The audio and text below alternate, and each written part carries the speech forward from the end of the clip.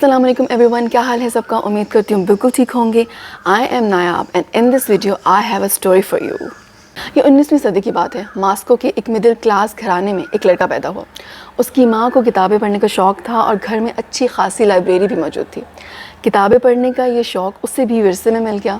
بڑا ہوا، پڑھ لکھ گیا، ملازمت پر لگ گیا. مالی حالات اس کے ٹھیک ٹھاک تھے اور یہ بھی کہ کتابوں کی ترجمے کر کے بھی وہ مناسب رقم کما لیتا تھا. لیکن پھر یہ ہوا کہ اسے جوئے کی لت لگ گئی. بڑی بڑی رقمیں ہارنے لگ گیا، قرض چڑھ گیا اور ایک وقت ایسا آیا کہ قرض خواہوں سے جان چھڑانے کے لیے اس کے پاس صرف ایک ہی راستہ رہ گیا کہ وہ خودکشی کر لے. لیکن ایک اور راستہ بھی تھا، تحریر کا راستہ. اس میں لکھنے کا ٹیلنٹ بھی تھا تو اس نے کوشش کرنے کا فیصلہ کیا. اس نے ناول لکھنے کا پلان بنایا اور اگر ناول کامیاب ہو جاتا تو اس کی مالی مشکلات کم ہو جاتی. اس وقت اس کے مائنڈ میں لٹریچر کی خدمت کرنے کا پلان نہیں تھا. ایک پرپس تھا صرف کہ وہ اپنا قرض اتارے. اس نے 8-9 ماہ ناول لکھنے میں گزارے. وہ پہلا ناول ہی اسے لٹریری سرکل میں مشہور کر گیا. میں بات کر رہی ہوں famous Russian writer Fyodor Dostoevsky کی اور اس کے مشہور ناول پور فوک کی، جس کا اردو ترجمہ بیچارے لوگ ہیں، جو میں نے پڑھا اور مجھے بہت اچھا لگا. اگر یہ کہانی جو ویکیپیڈیا سمیت کئی سورسز پر اسی طرح موجود ہے سچ ہے تو لٹریچر پڑھنے والا ہر شخص آئندہ کے سینوں کا نام ادب سے لے گا کہ اسی کی بدولت دوستوفسکی پڑھنے کو ملا. دوستوفسکی سے میرا پہلا تعارف اپنے فیورٹ رائٹر مستنصر حسین طارق صاحب کی ایک کتاب ماسکو کی سفید راتیں سے ہوا. اس میں ایک چیپٹر ہے جھیل بکال کی تانیہ اور دوستوفسکی کا مقتل. اس میں اس قصے کا ذکر ہے جب زار روس کے اوپوننٹس کو، ان کے مخالفین کو ایک کتار میں لگا کر ان کے سر ایک گلیٹین میں رکھ کر قلم کیا جا رہے تھے. دوستوفسکی بھی اسی کتار میں تھا. پھر ایک وقت یہ آیا جب دوستوفسکی کے آگے صرف 2 افراد رہ گئے تھے اور اسی وقت ایک سرکاری ملازم، سرکاری ہرکارہ پیغام لے کر آیا کہ تمام لوگوں کی سزائے موت جو ہے وہ معاف کر دی گئی ہے. کہتے ہیں کہ اس نے اپنے تمام بڑے ناول موت سے اس ملاقات کے بعد تحریر کیے تھے. پھر یہ ہوا کہ ایک اور تعارف ہوا میرا دوستوفسکی کے ساتھ. اسی سال لاہور بک فیئر سے میں نے عامر خاکوانی کی ایک کتاب خریدی، واضوان.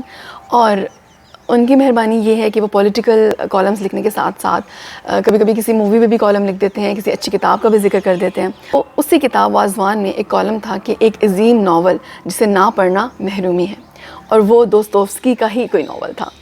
اور پھر میں نے سوچا کہ اب جو ہے وہ اس کو پڑھ لینا چاہیے، کیونکہ اس میں انہوں نے دوستوفسکی کی بہت تعریف کی اور اس کے لکھے ہوئے ناولز کی بہت تعریف کی.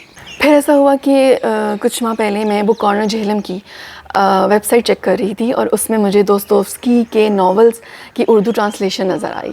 اور میرا بجٹ تھوڑا لو تھا تو میں نے یہ بھی سوچا تھا کہ پہلے ایک اس رشین رائٹرز کی کوئی چھوٹی پتلی کتاب پڑھوں گی، کیونکہ یہ نہ ہو کہ میں ضخیم ناول خرید لوں اور پھر مجھ سے مینیج ہی نہ ہو، مجھے پسند ہی نہ آئے. میں نے اسی لیے یہ بیچارے لوگ آرڈر کیا اور اس کو پڑھا اور کیا ہی شاندار فیصلہ رہا. بات یہ ہے کہ رشین لٹریچر پڑھنے کا میرا کوئی زیادہ تجربہ نہیں ہے. بہت پہلے میں نے میکسم گورکی کا ناول ماں ضرور پڑھا تھا اور بہت اچھا ناول ہونے کے باوجود وہ مجھے اس طرح حیران نہیں کر پایا جس طرح پور فوک نے کیا مجھے. یہ ناول مختصر سا ہے لیکن اتنی ایموشنل ڈیپتھ ہے اس میں، اتنی زندگیوں کی کہانی سناتا ہے کہ ایک ریویو میں اس کا احاطہ کرنا خاصا مشکل کام ہے. اوکے، اب ناول کی کہانی کی طرف آتے ہیں. ناول کی کہانی کیا ہے؟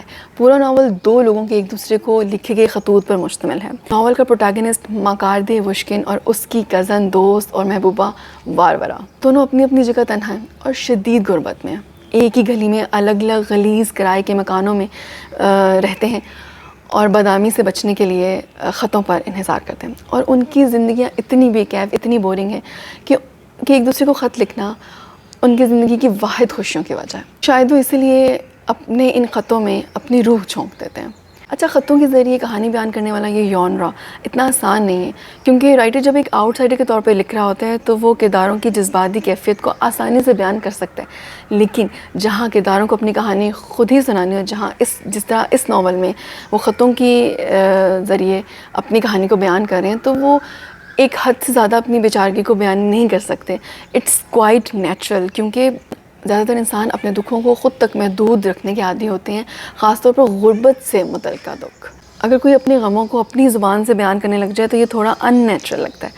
ایسے میں دوستوفسکی جیسا ماسٹر کرافٹس مین ہی ایسا ناول لکھ سکتا ہے جس میں کردار تو خطوں میں اپنی بیچارگی اور جو ناٹ سو برائٹ پورشنز جو زندگی میں ہیں ان کو چھپانے کی کوشش کریں، اور مصنف انہی گوشوں کو ناقابل یقین مہارت سے، آہستگی سے، بالکل ایک غیر محسوس طریقے سے عیاں کرتا جائے، ایسے کہ آپ کو اعتراض کرنے کا موقع نہ ملے کہ یہاں مصنف اوور ہو گیا ہے۔ مثلا کہ ایک ایگزامپل دیتی ہوں کہ جہاں مکارد وشکن اپنے کمرے کے بارے میں بتاتے ہوئے لکھتا ہے کہ باورچی خانہ بڑا ہے اور اس میں 3 کھڑکیاں ہیں، اسی میں سے کاٹ کر ذرا سا کمرہ نکال دیا گیا ہے تاکہ ایک کرایہ دار کی گنجائش اور نکل آئے۔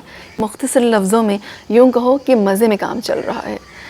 تو کچھ نوٹ کیا، یعنی کردار یہ بتا رہا ہے کہ اس کا کمرہ بہترین ہے، مزے میں کام چل رہا ہے، تنہائی ہے، لیکن ہم پھر بھی جان جاتے ہیں کہ ایک تنگ و تاریک اور چند فٹ کے تاریک کیبن میں زندگی بسر کرنا کیسا ہوگا۔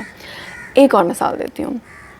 جب مکارد وشکن نے اپنا پیٹ کاٹ کے پیسے بچا کے وارورا کو کھانے کی کچھ چیزیں بھیجی اور خود غالباً بیماری اور بھوک سے دبلا ہوتا جاتا ہے، وارورا جب اس بات پہ اس سے شکوہ کرتی ہے تو وہ کہتا ہے کہ یہ آپ سے کس نے کہہ دیا کہ میں دبلا ہو گیا ہوں، یہ بالکل غلط ہے، یہ بھی ایک گپ رہی، فضول کی اڑائی ہوئی، میں تو اچھا خاصا تندرست ہو گیا ہوں، اتنا مضبوط ہو گیا ہوں کہ خود اپنے آپ سے شرم آتی ہے۔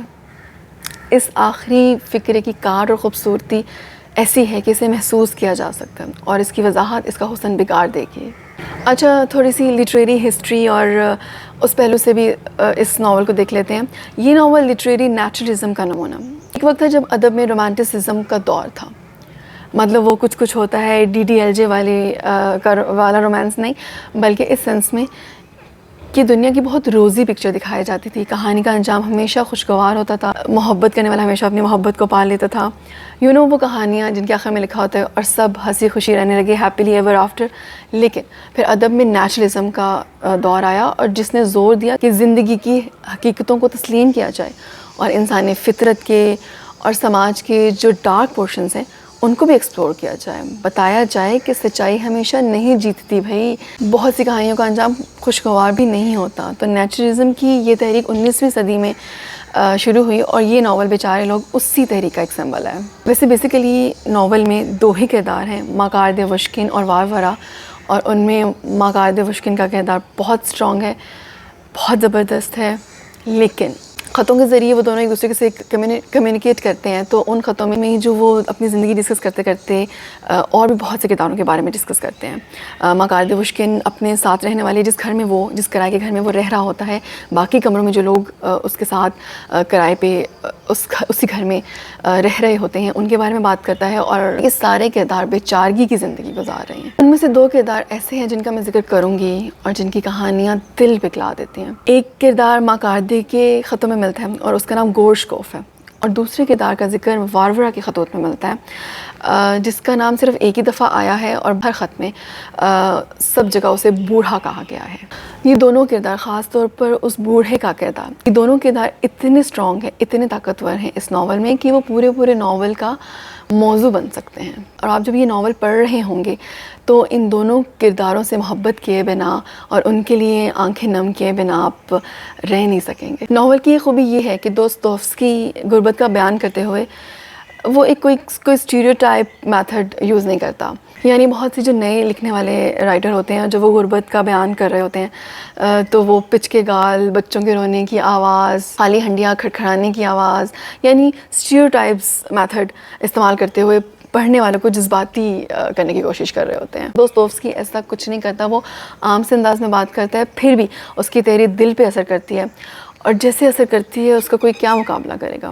میں نے بہت عرصے بعد ایسی کتاب پڑھی ہے جسے میں نے شروع سے آخر تک 2 بار پڑھا۔ میرا خیال ہے کہ میں نے بہت کچھ کہہ دیا، ویڈیو بھی کافی لمبی ہو گئی ہے، بس میرا مشورہ یہ ہے کہ یہ ناول ضرور پڑھیں، یہ پڑھنے کے لائق ہے، آپ اسے بہت انجوائے کریں گے اور بہت کچھ سیکھنے کو بھی ملے گا۔ سو آئی ہوپ آپ کو یہ بہت اچھی لگی ہو video. Thank you so much for watching this video. اللہ کا بہت شکر ہے اور آپ سب کا بہت شکریہ۔ ٹیک کیئر، ملتے ہیں نیکسٹ ویڈیو میں۔ اللہ حافظ، بائے۔